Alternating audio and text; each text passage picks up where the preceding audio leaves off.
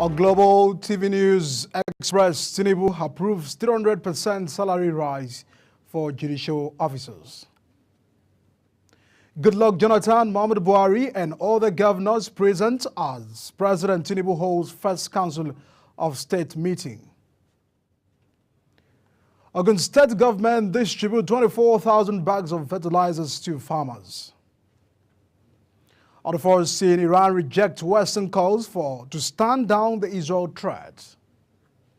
In sports, President Tinubu and others applaud Wakema over Olympic heroics.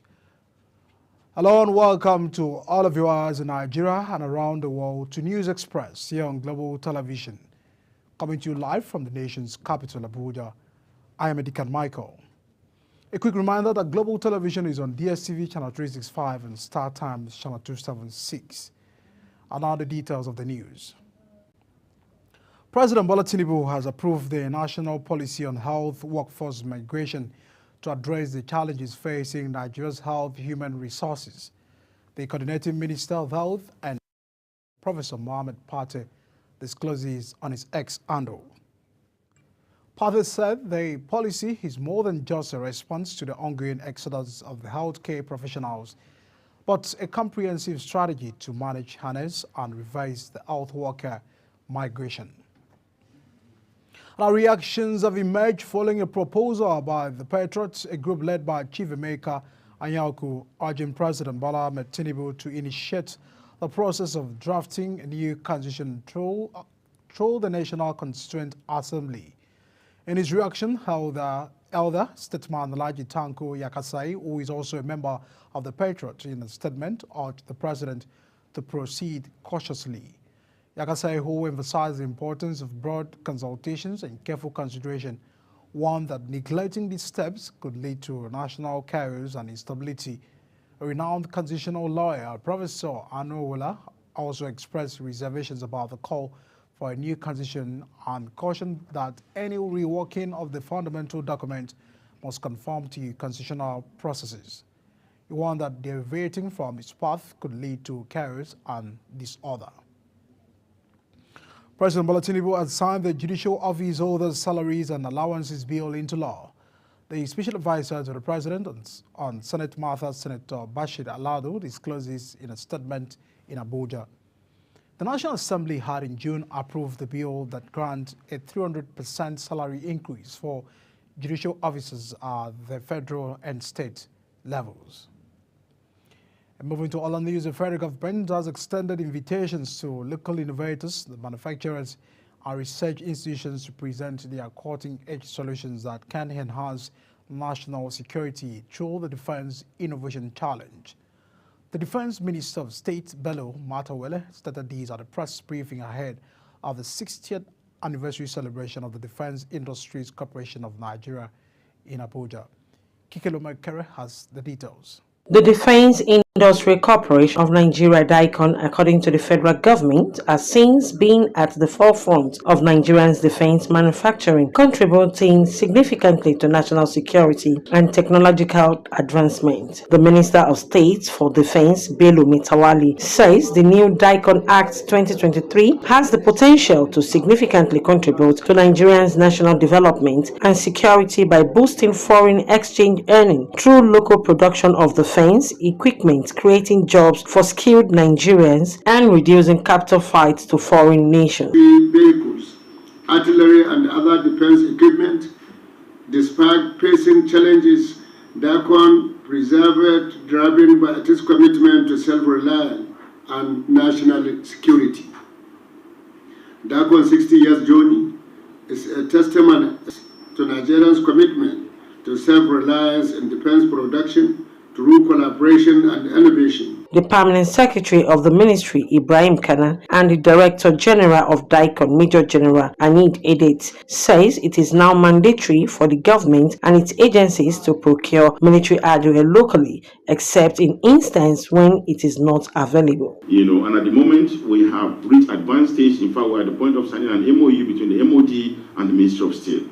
That MOD will see to the reactivation of 1 or 2 plants in Ajakuta. Those plants will be solely responsible for production of equipment that are relevant to the military-industrial complex. It's the first of its kind happening around Nigeria here and in most parts of Africa, and it is meant to harness and deliberate on technology and innovation ideas. We are going to bring youth that are talented around Nigeria. We have heard of cases in many states in Nigeria where youth are already innovatively making things in the informal sector. The DICON 60th anniversary celebration holding on the 14th to 15th August will present a platform for about 150 foreign countries and nationals to showcase defense equipment exhibition. Kike Lomo Okeri. And our still on the news, the Inspector General of Police, Kayode Aboitugun, says the police force is on the trail of those responsible for violent protests across the country. The Inspector General of Police discloses at the Nigeria Police Force Youth Summit to celebrate the International Youth Day in Abuja.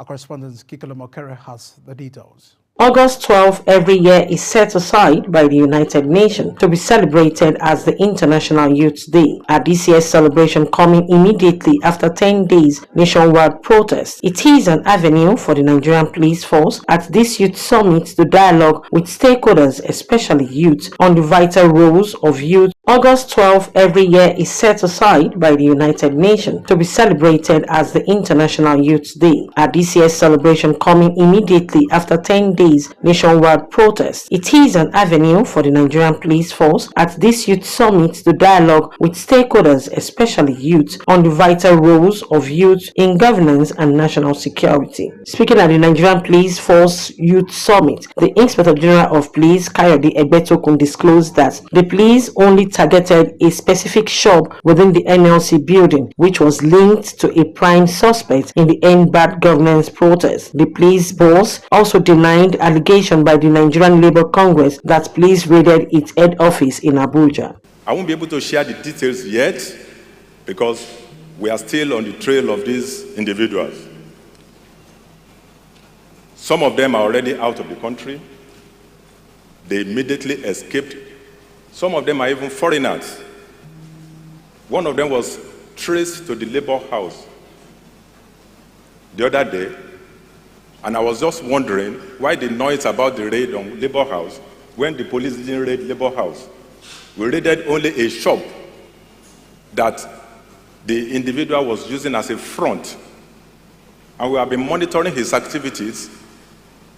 He was very active in the Sudan crisis. The President, Bola Ahmed Tinubu, who was represented by the Minister of Youth, Jamila Biu Ibrahim, says youth empowerment is not just a future investment, but a present-day imperative. To review, but there really wasn't much of a change. But then we realized some gaps, like youth well-being, to be well addressed, and to that effect, the committee that is reviewing it has actually included or recommended we establish a youth well-being department in the Ministry of Youth Development to address mental health, sexual and reproductive health. Beyond the recent protests, the emerging challenges in the country remains a source of worry. The police authority says forums like this will become a regular part of their program meant to address trust deficit with the populace. Kike Lomo Okeri, Global Television News.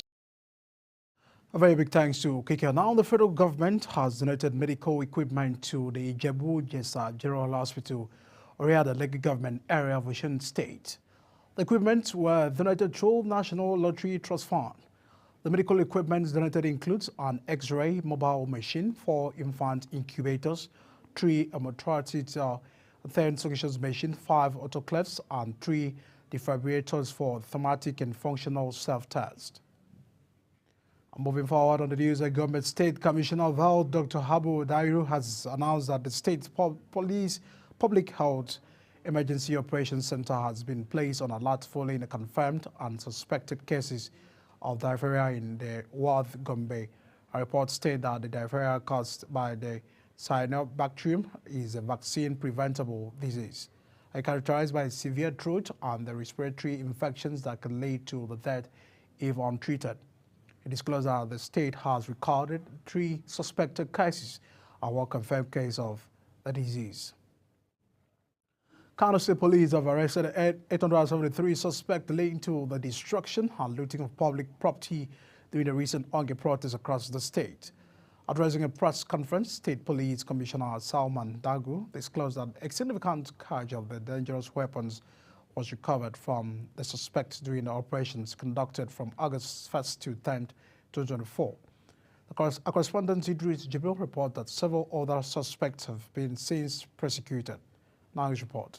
What began as a peaceful demonstration to protest the soaring cost of living in Nigeria quickly spiraled into chaos, leading to widespread violence, destruction and looting of public property across Kano State. In line with the directive of the Inspector General of Police, IGP Kayode Adeolu Egbetokun, PhD NPM, to all the commands and formation for ensuring professionalism and provisions of police service that is rule of law compliant. The Kano State Police Command has worked diligently and professionally towards addressing the aftermath of this event. In the aftermath of the protest, police have prosecuted 600 suspects for various offenses, including 150 for violating the curfew. A significant number of dangerous weapons were also recovered. Arrest of an additional 6 suspects linked with mastermind destruction, setting ablaze, and looting of Kano Printing Press (KPP) are undergoing investigations. 4.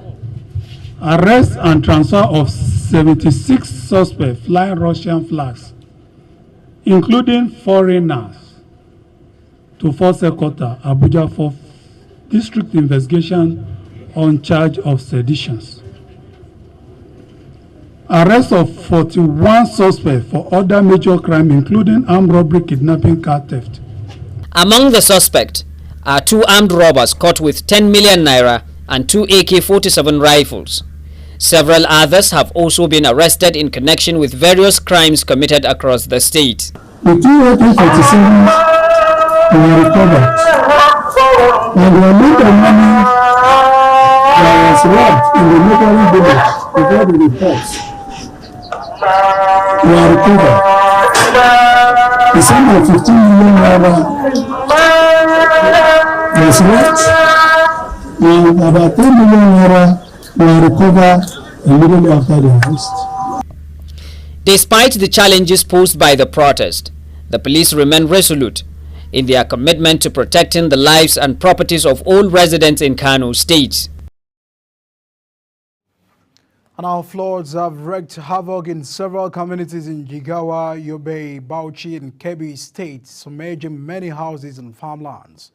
The incidents have also left many people displaced, even as major highways have been damaged, making mobility extremely difficult in some of the affected areas. Former President Goodluck Jonathan and Muhammadu Buhari are currently attending the inaugural Council of State meeting under President Bola Tinubu administration. The meeting is holding at the State House Council chambers at the Presidential Villa Abuja.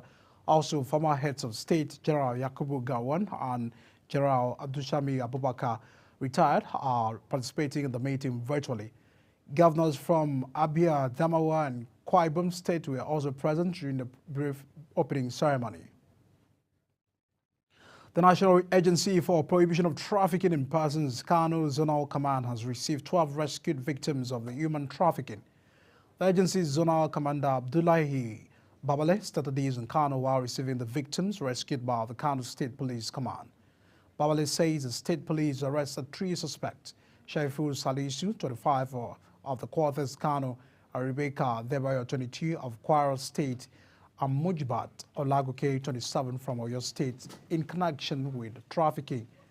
He noted that the rescued victims aged between 15 and 40 were all females. The Jigawa State government has lifted the curfew in 8 local government areas where looting and destruction took place during the NBAT governance protests. The State Commissioner for Information, Youth Support and Culture, Honorable Sagir Musa, disclosed these after the state security meeting chaired by Governor Omar Namadi. About 3 people have been confirmed killed by flood, while houses, farmlands and other valuables worth billions of naira have been washed away by the downpour that lasted 3 days in villages and communities across the 3 local government areas of Bauchi State. The Director General of the State Emergency Management Agency in Bauchi, Aliyu, gave the confirmation during a visit to the affected communities by a delegation led by the Secretary to the State Government, Barrister Ibrahim Kashim. And now the Acting Executive Secretary, National Universities Commission, Chris Mayaki, has identified the poor governance system, academic corruption, and inadequate funding as some of the challenges confronting the Nigerian universities. He spoke while delivering the 2024 registry at Babcock University in Elisha, Ramo, Ogun State. The lecture was titled Registry Operations and Technology, Leveraging Technology to Optimize Registry Operations in Alignment with University Best Practices.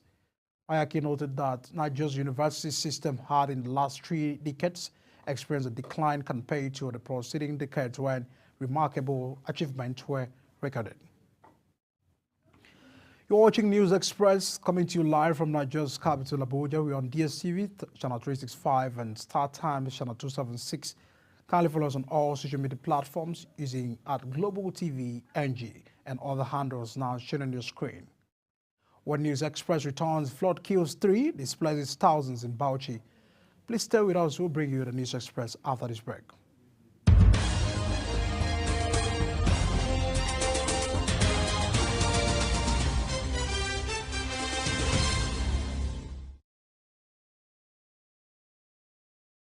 You're still watching News Express on Global Television. Many thanks for staying with us. And now to business news. The federal government and state governors may have agreed to a 3-month moratorium on local government autonomy over concerns arising from its impact on salary payment and operational viability.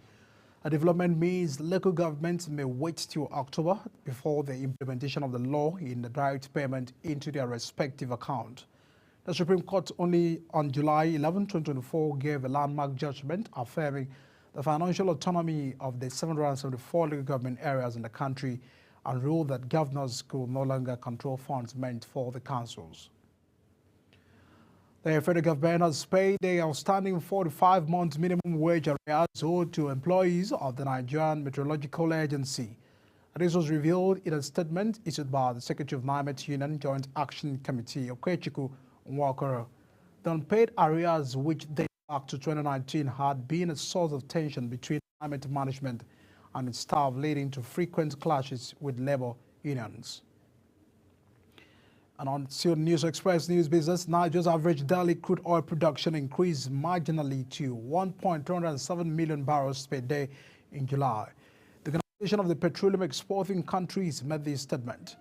OPEC's figure is contrary to claims by President Bola Tinubu and the Chief Executive of the Nigerian Upstream Petroleum Regulatory Commission that the country's oil production had risen to 1.6 million barrels per day. OPEC in the monthly oil market report for August 2024 said Nigeria had an average of 30 barrels per day to increase its oil output from the 1.27 barrels in June to 1.30 barrels in the month of July. Meanwhile, independent petroleum marketers in Nigeria are hoping that the Dangote Petroleum Refinery will sell its premium motor spirit, popularly called petrol, at 600 naira or 650 naira per litre when it's finally released into the market. Dealers under the edges of the Independent Petroleum Marketers Association of Nigeria said they believe that the Dangote Refinery will crash the price of petrol as it did with diesel. Hypeman National Vice President Hamid Fashola says a $20 billion refinery will bring down the cost of fuel if it gets the needed support, especially as it has to do with crude supply. The Ogun State Governor, Dapo Abiodun, flagged off the distribution of 24,000 bags of fertilizers to farmers in the state to address the challenge of food inflation and insufficiency. Abiodun, during a ceremony in Abeokuta, Ogun State, also inaugurated the State's Committee of the Central Bank of Nigeria. The governor noted that initiative is one of the people-oriented programs of the federal government under President Bola Ahmed Tinubu, aimed at ensuring that the nation achieve the food sufficiency and security. The Central Bank of Nigeria announced the reintroduction of several key economic reports stating its commitment to transparency and accountability in the nation's economy. These reports include the Purchasing Managers Index, Business Expectation Survey, Inflation Expectation Report, and other critical macroeconomic indicators. According to a statement by the Acting Director of Corporate Communication at CBN, Sidi Ali, the move is part of CBN's ongoing data enhancement initiative and is designed to provide stakeholders with timely and accurate insight into the Nigeria's economic performance. And as you've seen, the FBI has opened an investigation into allegations from the Trump campaign that it was targeted by hackers working for the Iranian government. A Trump campaign spokesman said the documents were illegally obtained by foreign sources hostile to the United States. Iranian officials have denied any connection to the hack, and the U.S. government has not formally accused Iran. FBI is also looking into whether Iranian hackers targeted the Joe Biden-Kamala Harris campaign. Ukraine's top commander says Kiev voices control 1,000 square kilometers of Russian territory as it presses their biggest cross-border incursion in 2.5 years of full-scale war. The commander, Syrsky, said the Ukraine continued to conduct an offensive operation in the region 7 days after it began. Ukraine's President Zelensky said that Russia has brought war to others and now it was coming back to Russia. A Bangladesh court has launched a murder investigation against the ousted Prime Minister Sheikh Hasina and 6 other senior officials from our administration. The investigation followed police killing of a man during a civil unrest in the country last month. Reports state that the sacked 76-year-old former Prime Minister fled to neighboring India by helicopter a week ago, where she currently remains. Her departure came amid the mass protests that engulfed Dhaka, which abruptly ended an extended period of their iron-fisted rule. And Iran rejected Western calls to stand down a threat to retaliate against Israel for the killing of Hamas political leader Ismail Haniyeh and the late last month. The Islamic Republic and its allies have blamed Israel for the killing of Haniyeh on July 31st during a visit to the Iranian capital for swearing in of President Mossad Pezeshkian. Israel has not commented. Iran has vowed to avenge the death which came hours after an Israeli strike killed a senior commander of the ex-Hezbollah, a powerful Iran-backed militant group in Lebanon. And as a sport news, Argentine star Lionel Messi was rolled out by the Inter Miami coach Martino for the defending champions Leagues Cup knockout match on Tuesday at the reigning MLC champions Columbus. The Messi remains sidelined after suffering a right injury a month ago in the Argentines' 1-0 victory over Colombia in the Copa America final. Messi has not yet trained with his Miami's teammates, escaping a walk-in. President Bola Tinubu has joined other basketball enthusiasts to applaud the Tigres head coach Rena Wakema following the team's laudable outing at the 2024 Olympic Games in Paris, which led to being voted the best coach of the women's basketball tournament, an honor Tinubu says is well deserved. Now, as we begin to round up on News Express, Nigerian singer and Grammy Award winner Agulu Damini, also known as Burna Boy, has launched a football academy with training centers in Lagos, Abuja, and Port Harcourt. Infographics about the academic surface on the internet, and further checks reveal that the academy is open to players from ages 4 to 15, as well as players between 16 and 21 years. West Ham signed the Manchester United defender Aaron Wan in a deal worth a reported €15 million on Tuesday. Wan-Bissaka agreed a 7-year contract with the Amaros after spending 5 years at Old Trafford. A 26-year-old right back made 190 appearances for the United following his 2019 move from the Crystal Palace. And that's it on News Express, coming to you live from the Nigeria's capital. But as we round up, let's take a look at our big stories. Tinubu okays 200% salary rise for judicial officers. Our former President Goodluck Jonathan, Muhammadu Buhari, and other governors present as President Tinubu holds the first Council of State meeting. Ogun distributes 24,000 bags of fertilizers to farmers. And of course, we told you Iran rejects Western calls to stand down Israel threats. And that is it on News Express. Many thanks for staying with us and joining us.